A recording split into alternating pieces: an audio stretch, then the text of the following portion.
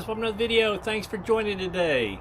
Today I'm going to do my full review after 100K on the Mount to Coast C1. I believe the C1, the C stands for cushion, and these are definitely high cushion shoes. I have really enjoyed the Mount to Coast brand in the past. I've owned the R1 and the C1.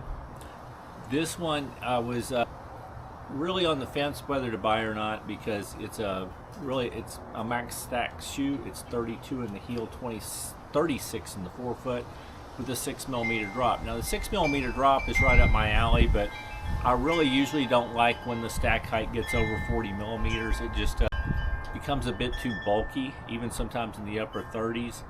So I really had a little bit of trepidation about whether to buy the shoe. I ended up doing it. And I think I reported on my initial impressions video that it would probably take me a good while to get the miles on it to do a full review, because I was really only expecting to use it during some long races that I have later this year, long road races, and to use it for some long runs. However, right after I bought it, probably a little over a month ago, I had a flare-up of arthritis in my lower back, and found this was the shoe that I could put on and go for a run, and it wouldn't bother me too much because of that high cushion. So I have already gone to 100K in these, and want to give my impressions. I wouldn't say everything from me is positive in these, just because the one negative that I said from the beginning is they were going to be a high stack height shoe, which is not usually my favorite. Shoes just start feeling bulky to me, and I don't prefer it. However, one of the problems with high stack height shoes for me is real often they put such a soft foam that they become really mushy, and I feel like my ankle moves too much, and it puts other pressures on my foot. They've actually kind of solved that, and I'm pretty impressed. Some people out on doing reviews are complaining that this rubberized EVA foam, they use a dual density foam. It's the rubberized EVA on the bottom, it's their Circle Cell foam, which is a PEBA-like foam on the top. However, I think that the rubberized EVA does really a lot of good things. It keeps it from becoming too mushy. It's really nice, but you still get some, as you roll through your stride, you still get some poppiness because of the Circle Cell foam. Now it is, maybe if you're a total heel striker, you might feel like these are too firm, but if you, in my case, I'm midfoot strike, so I hit and I feel some firmness, but then as I roll forward I definitely feel the pop. If you're up on your forefoot, you're definitely going to feel mostly Circle Cell, which is pretty poppy. One of the things I like about the rubberized EVA is it makes the shoes extremely stable. It's not an official stability shoe, because there's no like special buildups of foam, or there's not any mechanical devices in there to keep it stable. However, it being a very wide platform makes it stable, and this rubberized EVA having some firmness makes it stable. So I find it an extremely stable shoe. The outsole is mostly rubberized EVA, which should hold up pretty good, but there are some patches of rubber. I am putting a little bit of wear on the rubber, but I'm really not concerned about it, because as soon as I get through that, I'll still have rubberized EVA, which lasts pretty good. I've had such good luck with Mount to Coast shoes lasting a long time that I really expect these to last a long time as well. I do think it's very cushioned because of the high stack height, so it's good for long runs. Like I said, it worked great for me with my arthritis in my back. I also recently ran a trail race, actually last weekend, and then this week I was able to pull out this shoe early in the week and get miles in it, because it made it easy to recover. I mean, it was a great recovery shoe. My quads were pretty trashed after the Firefly trail run, but I was able to get some miles in it in these shoes. So.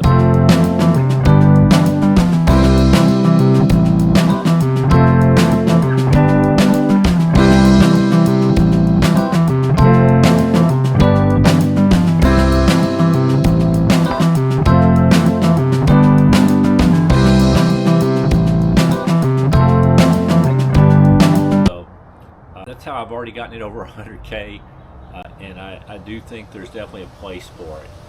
Is it going to be my go-to shoe for my road ultras? I'm still a little bit on the fence with that. It's definitely going to be a shoe I bring with me for those long road ultras.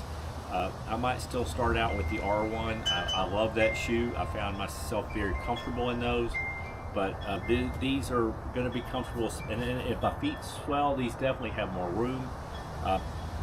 It does have a nice breathable jacquard mesh upper, and then it has their Tune Fit, which is the two lacing system, which on the R1 I liked it, the R1 and H1, but the forefoot was a little bit narrower in those shoes, so I just usually left it pretty much loose, maybe tighten it a little bit.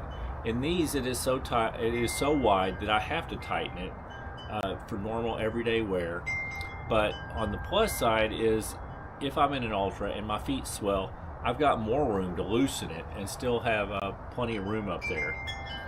This is definitely going to be a more wide foot friendly shoe, so those of you with a wide foot will probably really enjoy this.